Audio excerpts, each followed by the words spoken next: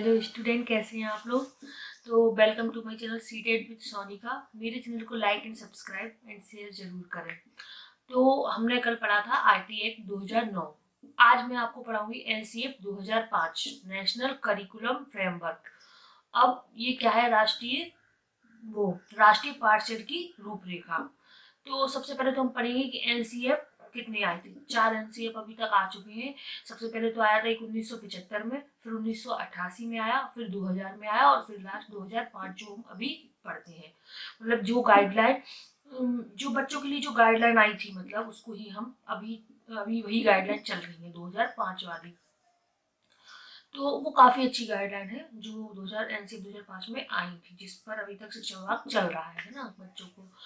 अब एक तो होता है एनसीएफ 2005 और एक एनसीएफ टीई भी होता है, मतलब टीचर एजुकेशन। मतलब टीचर के लिए भी तो एक फ्रेमवर्क होगा ना कि उनको किस तरीके से बच्चों को पढ़ाना है। तो वो नहीं पढ़ेंगे अभी अपन एनसीएफ 2005 को पढ़ेंगे। देखना पेपर में टीई भी लिखा रहता, नहीं तो आप लोग ये इसके क्वेश्चन उसमें करके आए, ठीक है। तो हम पढ़ेंगे नेशनल वो करिकुलम फ्रेमवर्क 2005।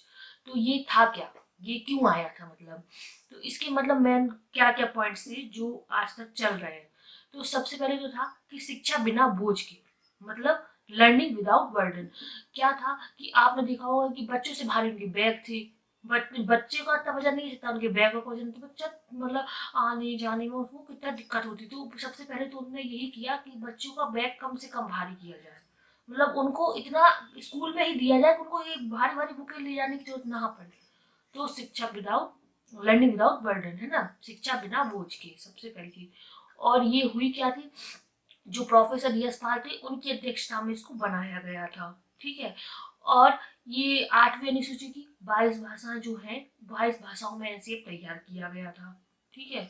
और इसका एक उद्देश्य था कि जो ये करिकुलम था इसमें ना बच्चों को सेंटर में रखा गया था। मतलब बच्चों को ध्यान रखकर ये करिकुलम बनाया गया था।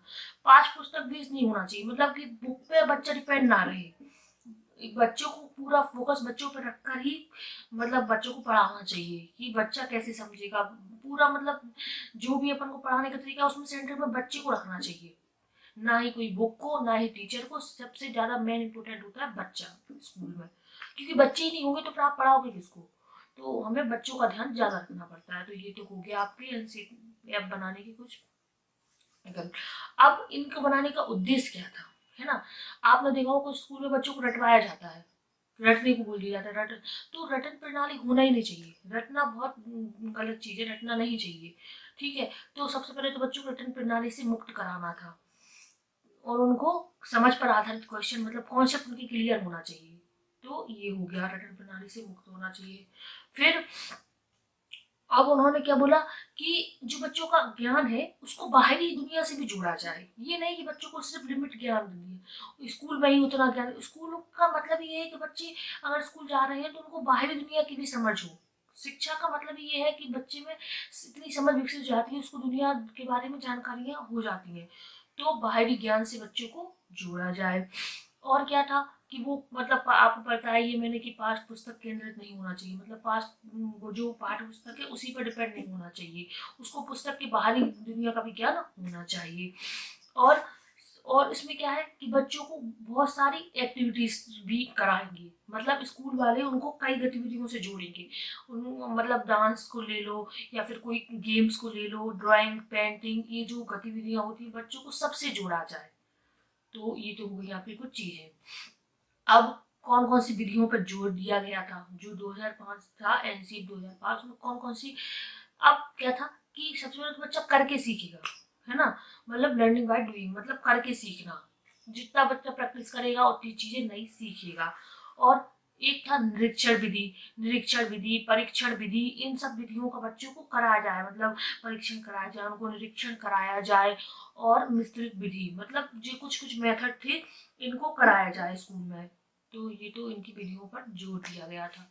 ये जो ये हो वो रचनावादी होना चाहिए, है ना। बच्चा क्रिएटिव हो।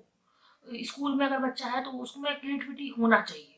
स्कूल में रचनावादी बच्चे, रचनावाद पे ज्यादा जोर दिया गया था एनसीएफ में।